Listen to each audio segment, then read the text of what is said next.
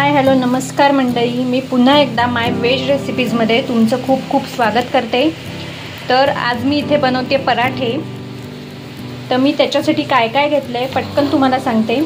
मी इथे हे मी already mix केलेलं आहे, तर तुम्हाला मी नुसतं सांगते की मी काय काय घेतलंय।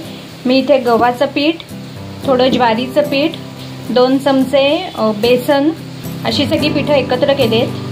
त्याच्यात मी आलं लसूण पेस्ट, नंतर गाजर किसून टाकले, तिखट, मीठ, हळद, थोडं जिरं आणि ओवा घातलेला आहे। हे सगळं मी असं मिक्स करून ठेवलंय। आता मी थोड्या वेळाने ह्याची कणिक भिजवणार आहे आणि त्यात मी हा उकडलेला बटाटा घालणार आहे, हे बीट घालणार आहे। पण हे बीट मी कसं घालणार आहे तुम्हाला दाखवते। तर त्याच्यासाठी मी इथे 2 हिरव्या मिरच्या घेतल्यात, 2 लसणीच्या पाकळ्या घेतल्यात आणि यात मी एक जे बीट उकडून ठेवलेलं ते अर्ध बीट मी ह्यात टाकणार आहे आणि हे सगळं मी वाटून घेणार आहे मिक्सरमधून। आणि हे आपण जी कणिक मिक्स केलेली आहे त्याच्यात आपण भिजवून त्याच्यात आपण कणिक भिजवणार आहोत, त्यामुळे पाणी फार घालण्याची गरज नाही पडणार आहे। हे बीट वाटून घेतलेलं आहे, थोडंसं आपल्याला लागणार आहे। मी अर्ध बीट आधी तुम्हाला दाखवलेलं, पण मी एक अख्खं बीट टाकलेलं आहे, मला ते थोडं कमी वाटलं।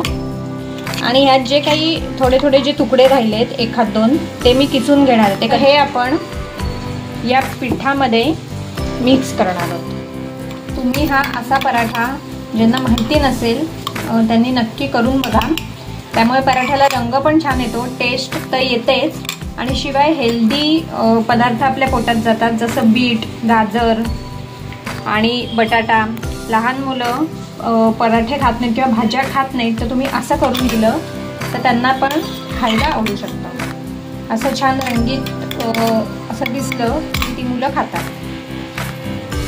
तर ह्याच्याऐवजी तुम्ही तुमच्याकडे पालक असेल तर पालक चिरून न टाकता त्याची पण तुम्ही अशी पेस्ट बनवू शकता आणि पिठामध्ये मिक्स केली की छान हिरवा कलर येतो, तसंही तुम्ही करू शकता।